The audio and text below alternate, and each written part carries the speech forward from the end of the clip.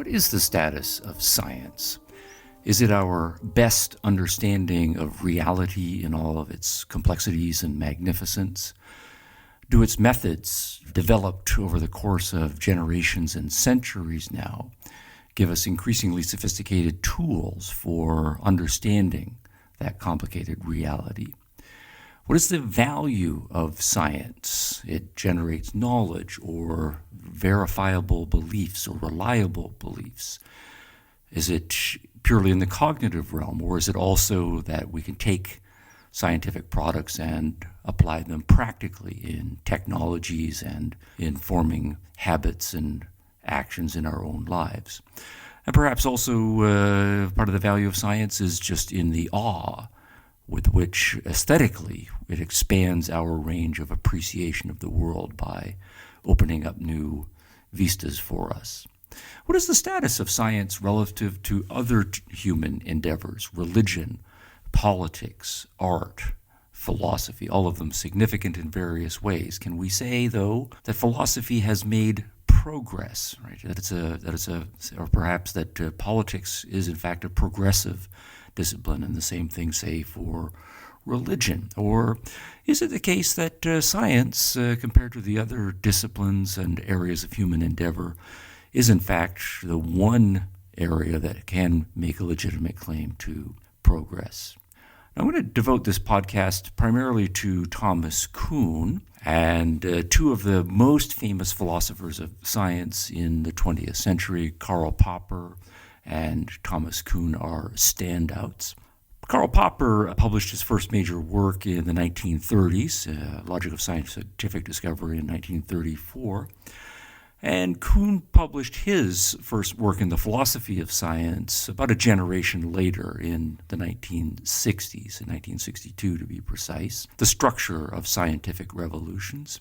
And that generation gap from the 1930s to the 1960s was extraordinarily important in the evolution, or perhaps devolution, of the philosophy of science. Philosophers of science can be arrayed along a spectrum from those who are more optimistic and rational about the scientific enterprise. At the other end of the spectrum, those who are more pessimistic and non-rational in their analysis. And what seemed to happen over the course of the middle part of the 20th century was a roughly 30-year slide until the more skeptical, non-rationalist, or in some cases anti-rational understandings of the scientific enterprise came to the fore. Now, Thomas Kuhn was a professor at the Massachusetts Institute of Technology, an author most famously of The Structure of Scientific Revolutions, and it's deservedly a classic in the history and philosophy of science. However much I will disagree with it, it is a classic. And it's still relevant now, well over half a century later, to our philosophical and cultural debates over science. For Kuhn challenges, and he challenges in a deep and important way, the claims that science is or can be an objective process based upon observational facts, and that science makes progress towards something we might call truth. Friedrich Nietzsche was famous for his statement that God is dead, and his provocative account of master and slave moralities, and also for the fact that Adolf Hitler and the Nazis claimed that Nietzsche was one of their great inspirations. Were the Nazis right to do so, or did they misappropriate Nietzsche's philosophy? Professor Stephen Hicks's concisely written book, Nietzsche and the Nazis, based on the 2006 documentary, corrects many widespread misconceptions about Nietzsche, giving a fascinating and easy-to-understand analysis of Nietzsche's work, asking and answering a number of questions, such as what were the key elements of Hitler and the National Socialist political philosophy? How did the Nazis come to power in a nation as educated and civilized as Germany? What was Friedrich Nietzsche's philosophy? The philosophy of live dangerously, and that which does not kill us makes us stronger? And to what extent did Nietzsche's philosophy provide a foundation for the horrors perpetrated by the Nazis? Professor Hicks demonstrates his mastery of this subject using quotes and critical analysis that prove his points and show the true linkage between Nietzsche and the Nazis, and how philosophical ideas move the world. Get your copy of Nietzsche and the Nazis by Stephen Hicks on Amazon.com today. And while you're online, please leave a review for the Open College podcast hosted by Hicks himself on iTunes or Stitcher. Now back to the podcast. Now, a slightly broader context, Kuhn and philosophers of science are, of course, very interested in the methodology of science and what distinguishes science from non-scientific areas of investigation. And so we have this concept or set of concepts integrated into what we call the scientific method or scientific methods, right, that we might still give the collective label. And of course, by the time we grow up and start thinking systematically about the world and perhaps become professional scientists or followers of science, we nonetheless have a lot of background knowledge and a lot of background beliefs. But at some point, we start to become self-conscious and systematic in our investigation. And there's something about that self-conscious and systematicity that leads us from being ordinary people who may or be rational in our lives to those who are professionally rational and directing their efforts toward professionally trying to acquire more knowledge about the way the world works, and those people we call scientists. So based on, though, our background knowledge, we then start to observe carefully particular things in the world and how they act and their properties. And so we start to observe carefully. We then, of course, form concepts where we abstract from our perceptual observations. We put things in more general categories. We measure them in varying degrees of precision, and we come up with schemes of classification. And we, in abstract form, we define these concepts and the perceptual objects that they subsume. We take particular concepts and start putting them together in more sophisticated cognitive structures that we call sentences, or more abstractly propositions. And we develop methods of putting concepts together by means of grammar to make sure our sentences are picking out phenomena in the world in a way that allows us to retain them and communicate them to others. And we take propositions, individual sentences about the way things work, and put them together into yet more complicated structures that we might call theories, or if we're making up stories, we might call them narratives or fictions, and so on. But there is a matter of logic. We want the various sentences in our stories or in our theories to fit together. So we use tools of logic and mathematics to make sure that the various propositions and so forth are consistently connected to each other. We're developing, to use this more scientific language, predictions, explanatory hypotheses, and so on. So to take just one simple example, we grow up and we are aware of the environment around us, but at a certain point we have enough concepts in our vocabulary. We're aware of water, and we're aware of rain, and we can see clouds, and we can see rivulets and perhaps streams of water that have collected. And we might see water boiling on a stove or from a kettle, or if we're outside and observing carefully, see steam rising from a hot pavement on a summer's day. And so we have all of these observations and all of these concepts that we have formed, and at some point we start putting it together in a theory about, a theory that we might call the water cycle, that says water can, when heat is applied to it, become vapor and rise up into the sky, where it gets cooler and condenses into clouds. And then the clouds then will precipitate, and rain or snow, depending on how cold it is, will fall to the ground, and it will then collect in rivulets and streams and various other places. The sun will come out and heat that water, and it will steam, and then the process will continue. Now there, what I have is a huge number of observations, a large number of concepts, and it's all integrated into perhaps a dozen or so sentences or propositions, all of which are linked together in an explanatory way that enables me then to make certain predictions, and that whole network we will call a theory. And then we might do experiments to fine-tune our observations in different circumstances and to test the explanatory hypotheses. And when we're doing experiments, of course, we are acting in the world. We're applying the theory. We're trying to generate new observational data. Then we're going to use that new observational data mathematically and logically to evaluate the theory. So all of that is then just a thumbnail sketch of scientific method. And philosophers of science, particularly those interested in the epistemological aspects of science, will then look more carefully at, well, what's the status of these background beliefs that we bring to bear? What's the nature of observation and experimental design and concept formation and classification and the logic, or rather the grammar of proposition formation?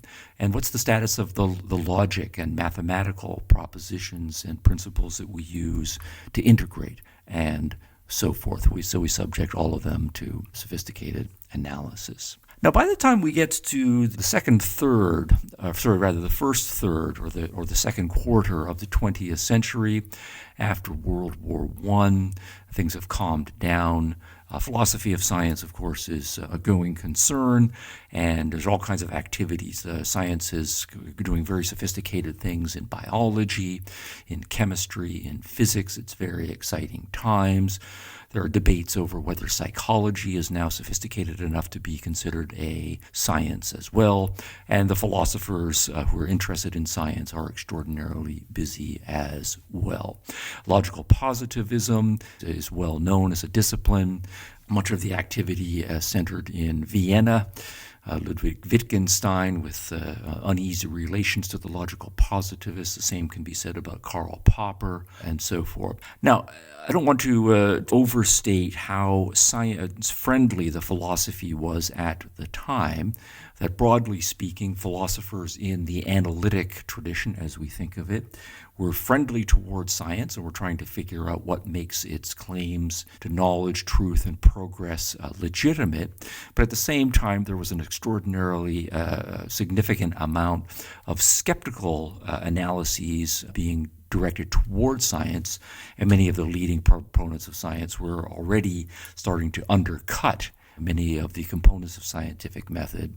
And so I want to say Karl Popper was one of the more pro-reason, pro-science figures at this point, but at the same time he was mounting vigorous debates against those who are starting to undercut the claims of science. So, for example, in the 1930s, we find many philosophers of science arguing that perception can't be something that we take to be basic or to give an independent check on hypothesis formation and theories, because perception itself is laden by theoretical presuppositions, so that to some extent we see what our theories are allowing us to see, and if we're only seeing what our theories allow us to see, then it's not going to be the case that observation can then be an independent objective check on that theory. Or there were many theories of perception that were prevalent that saw the objects of perception as subjective representational creations inside our heads, and so they're not actually putting us in direct contact with reality, and so we have to make inferences or guesses about what the nature of reality is beyond the perceptual veil, so to speak, in which case we have an obstacle toward perception being able to put us in contact with a reality, and so being able to serve as a basis for scientific theorizing. There are widespread nominalistic theories about abstraction and concept formation, arguing that we can't really say that concepts are picking out objective essences or actual universal facts. Instead, that they are subjective groupings that we conventionally, individually, or depending on our group backgrounds, are picking out. And there's no necessity to the way we form our concepts.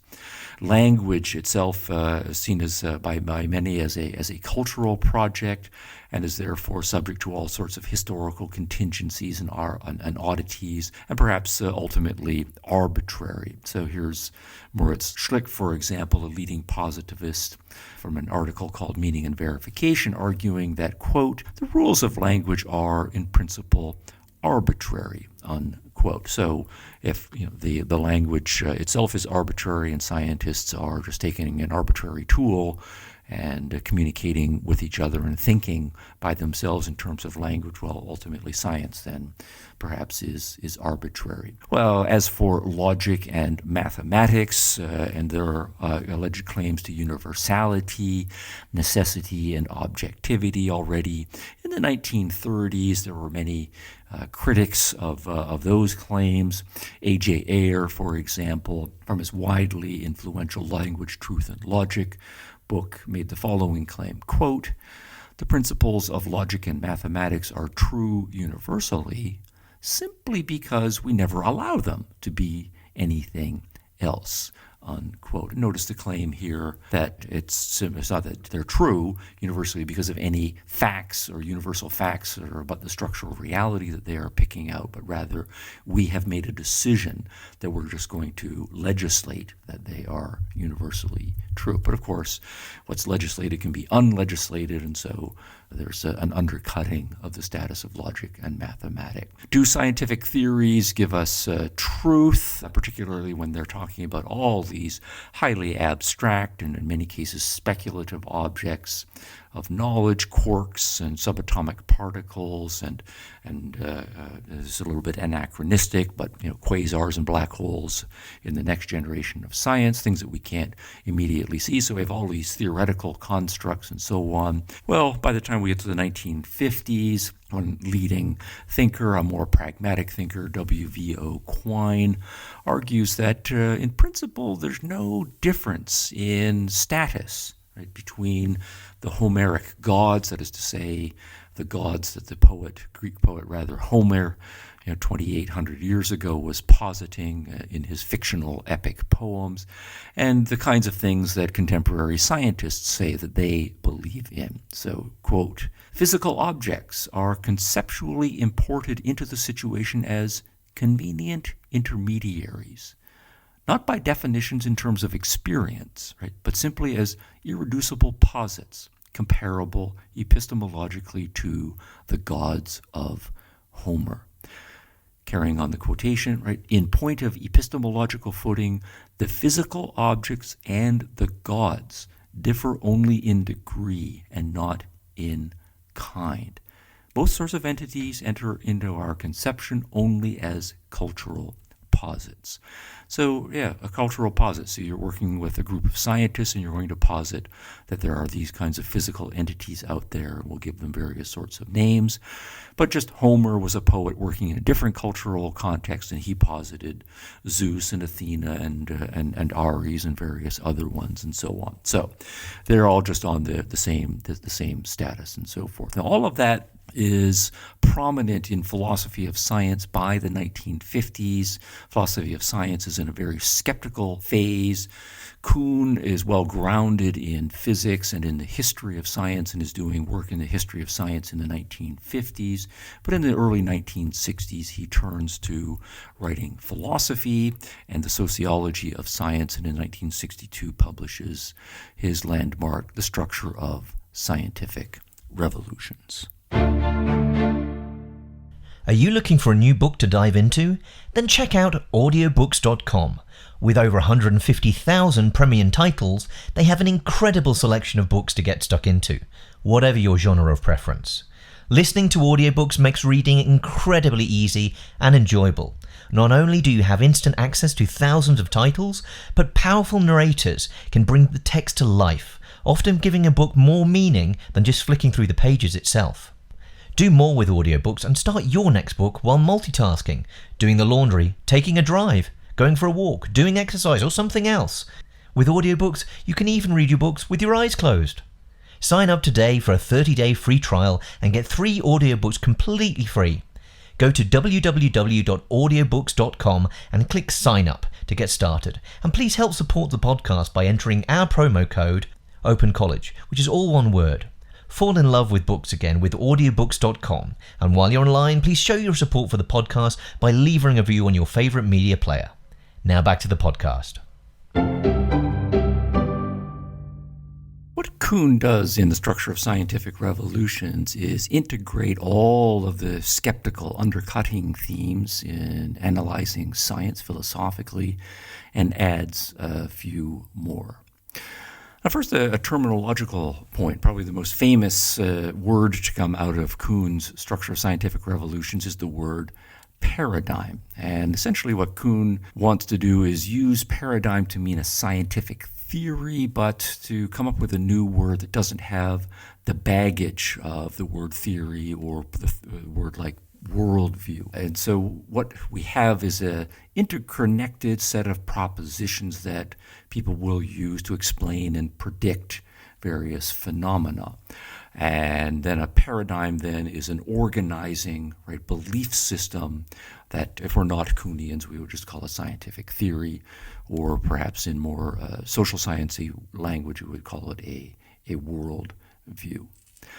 Now, the structure of scientific revolutions, then, the significance of the title is that Kuhn wants to say that science proceeds by alternating periods of normal science and revolutionary science.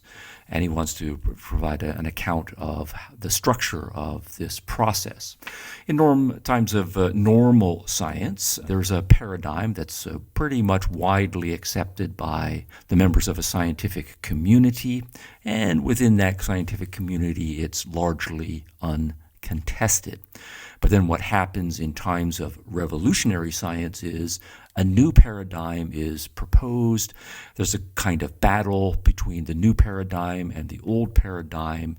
The new paradigm gains converts. The old paradigm slowly goes away. And then we're into a new era of normal science where the formerly revolutionary paradigm is normalized. Now, paradigms come from individuals, individual scientists, of course, but by the time they become scientists, those individual scientists have a large number of background beliefs, and that comes from a mix of conditioning. They all grew up in families, communities, societies, more broadly speaking, and they've been largely conditioned in a certain worldview, a non-scientific worldview, one though that might include some scientific elements, and that forms their background cognitive context. But of course, people also are individuals. Individuals vary, and so individual scientists have their own uniqueness. But the point is going to be, and Kuhn stresses, is that social circumstances and individuals are highly variable. And so what that then means is that when we have someone who's generating a new paradigm is going to be what he calls incommensurable with an earlier or pre-existing paradigm. A person who comes up with a revolutionary paradigm comes up with the idea of new posits, of new kinds of entities, sometimes comes up with the idea of new methodologies and so forth. And the way Kuhn puts it is to say the new paradigm gives the new way of thinking a different way of looking at the world in a fairly radical sense. And the fairly radical sense is what this term incommensurability is meant to capture. The objects and the methodology of the older paradigm don't fit with and can't be translated into the objects and the methodologies of the new paradigm. So this is a quotation from the second edition of Structure of Scientific Revolutions, quote, "They are, quote, incommensurable ways of seeing the world and practicing science in it," unquote. Now, science students, though, before they become fully credentialed members of the scientific community, they will learn the normal science paradigms that are prevalent at the time that they're going through school. And Kuhn stresses the somewhat conditioning aspect of this process, that rather than thinking of science students as independent, courageous, free-thinking individuals and so on, Kuhn goes out of his way to point out that science students, they don't have a lot of time, they don't have a lot of expertise. In many cases, they have authoritarian professors, they have textbooks that they are expected to memorize, and they have answers in the back of the book. And so what scientists do is they learn the normal science paradigm essentially by parroting their professors, and the textbooks. They do not engage in anything that we can call an independent, objective, or first-hand assessment of reality. Quote, "Science students accept theories on the authority of teacher and text, not because of evidence. What alternative have they, or what competence?" Unquote. The students need to absorb, memorize, and regurgitate in order to pass the test, to get the credential, get the degree, the PhD degree presumably, to get the job. And to get the job, they need to have the approval of the scientists who are already working in their field. But those scientists who are already working in the field are committed to a paradigm. And if you don't accept that paradigm, you're just not going to be accepted. So by the time then they do get their degrees, they do get their jobs, and they become practicing scientists, they are working strictly within a paradigm. And Kuhn goes out of his way to say most scientists, sure, they're intelligent, but they're not first-rate geniuses, and they are going to be the kinds of individuals who go to the office, go to the lab every day, and it's work a day on the job. They are working strictly within a paradigm. They're typically working on and only on issues and seeing the world the way the paradigm specifies.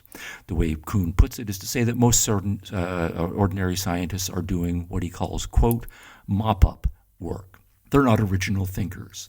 Another quote, "No part of the aim of normal science is to call forth new sorts of phenomena. Indeed, those that will not fit into the box are often not seen at all.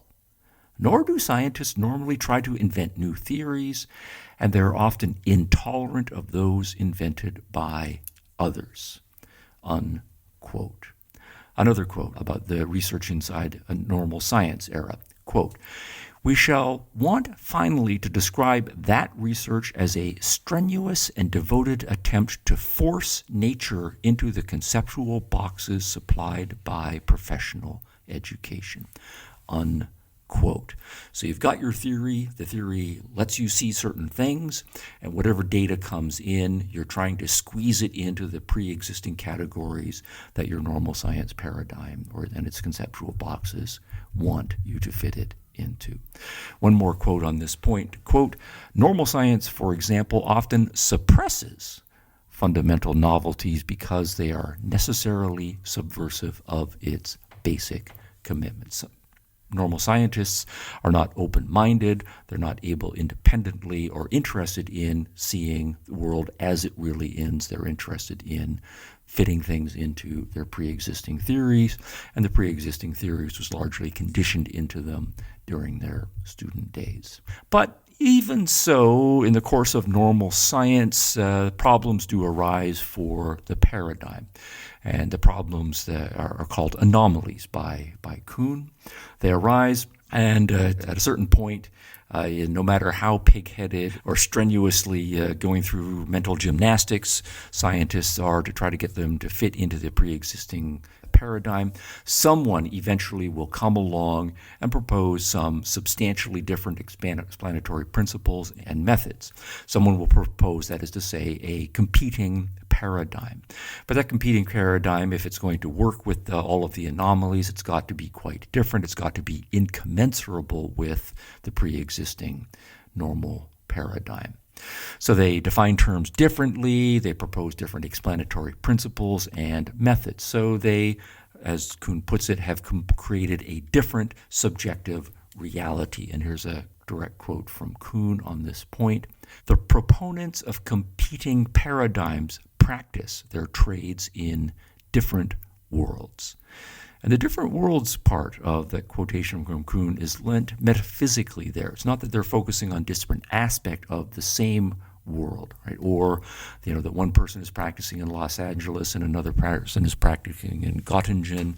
It means that the world that your theory is subjectively creating for you is different. That's the reality in which you inhabit.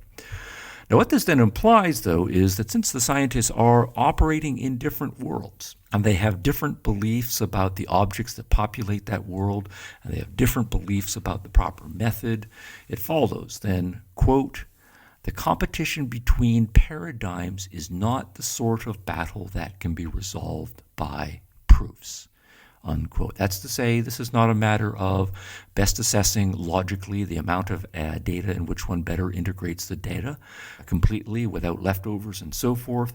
It is not a matter of logic and proof.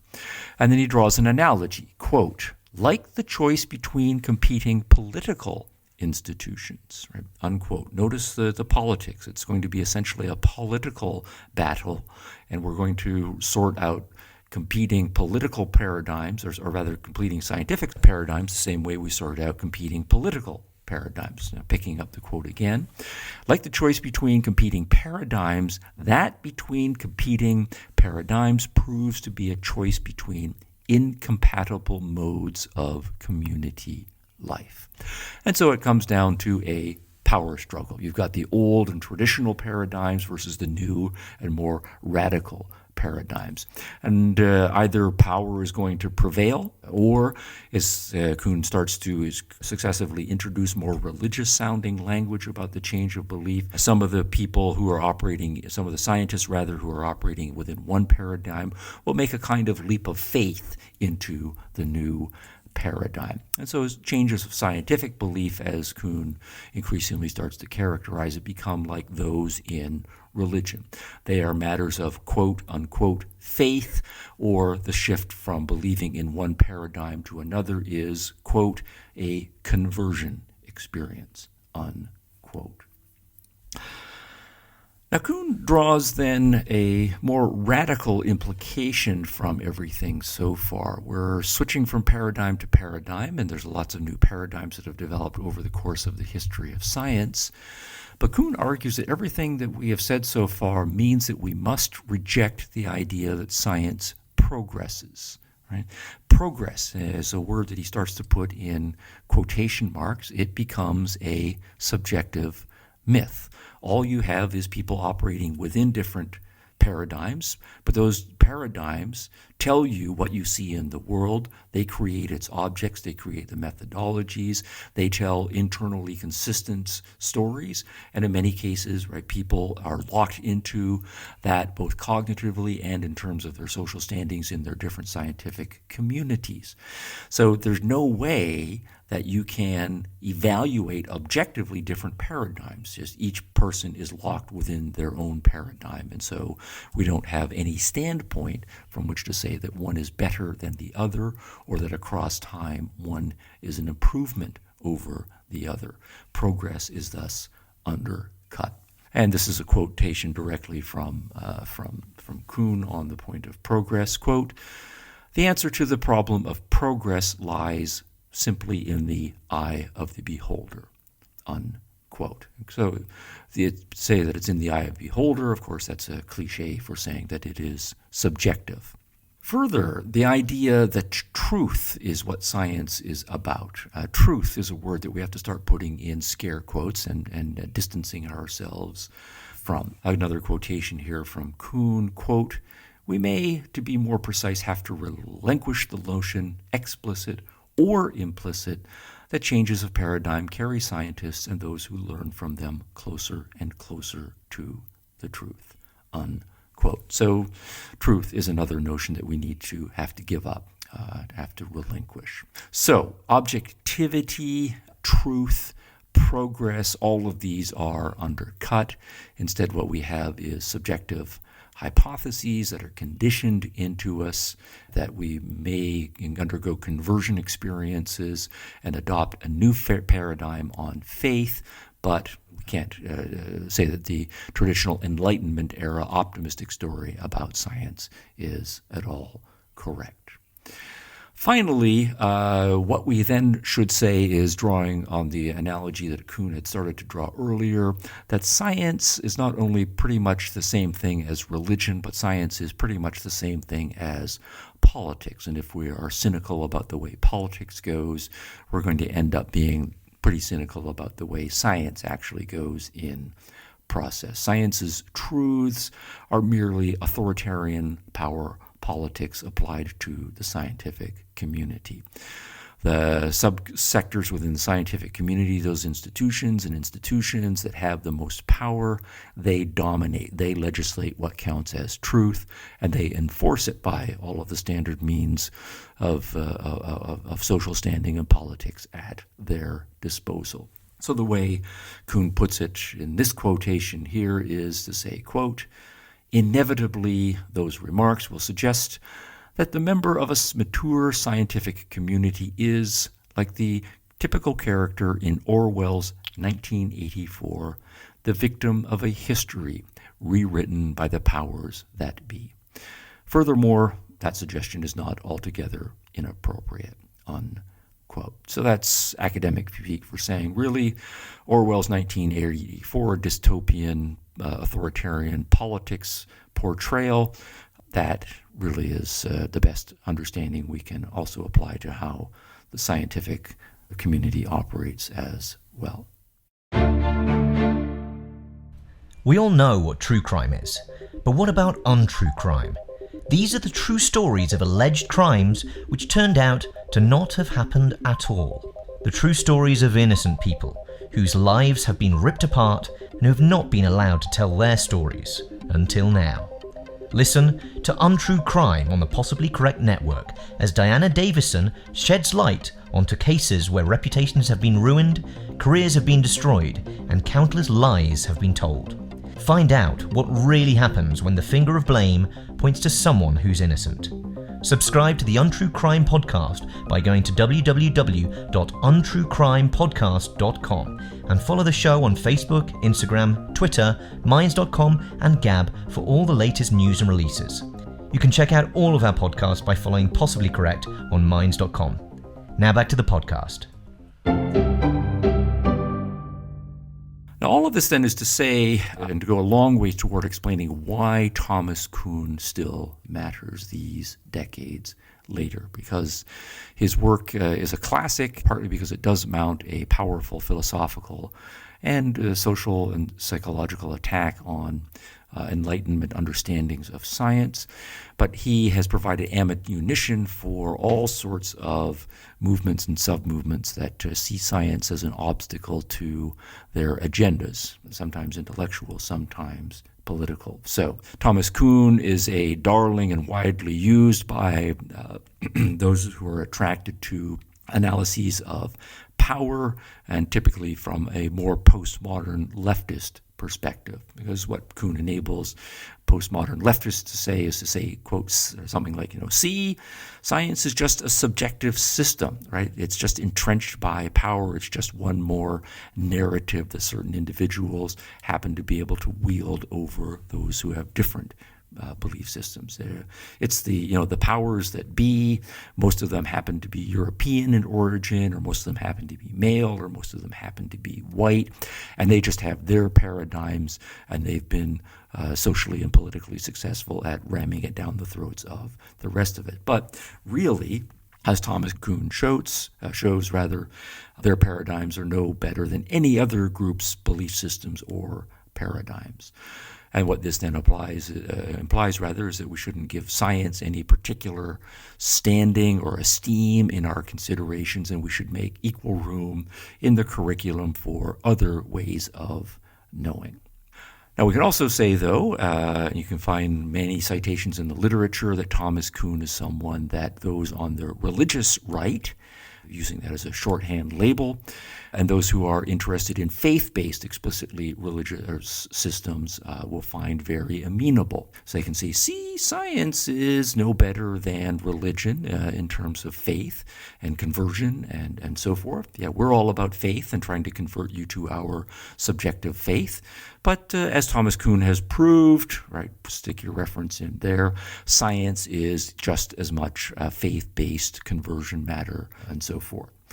And so, for example, we can say, evolution is a paradigm, it's a theory, but it's just as much of a paradigm and theory as evolution is. And so since they are equally paradigms and subjective systems, we should have equal time in the classroom for creationism, say, and evolutionary theory. And the point then is, that both the postmodernists and the religious, normally they are seen as enemies of each other, and certain strong segments of the left and certain strong segments of the right, again, who are often seen as enemies of each other, they will find common ground, common ammunition, common solace, and help in Thomas Kuhn. And that in large part explains why he has become a household name not only in academic philosophy of science, but also in many subfields in the humanities and the social studies. So in conclusion, I do want to sound once again my theme that I've been sounding regularly in this Open College series. That on most major issues, get away from binary thinking and see that at a minimum, there's always going to be an important three-way debate. In our contemporary culture, we find many advocates of old-fashioned religion, and they will say that explicitly they are advocating faith-based subjective belief systems, and they can't necessarily prove their systems, and they will recognize that science is a threat to that approach. But then another part of the spectrum will find those who are advocating group conditioning as the basis, and various kinds of cultural conditioning as the basis for their subjectivism. In many cases, those who are advocating faith-based religion will be on the political right, and those who are advocating group-based multicultural subjectivism will be on the political left. But you'll notice that both of them are opposed to any sort of reason-based objectivism and the scientific enterprise that aspires to be and can be and often is, in fact, an alternative to both of them.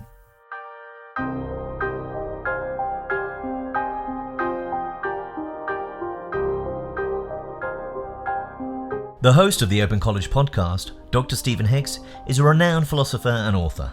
His field of study and insights into postmodernism explain how it has become one of the most powerful intellectual movements of our time, and what that actually means.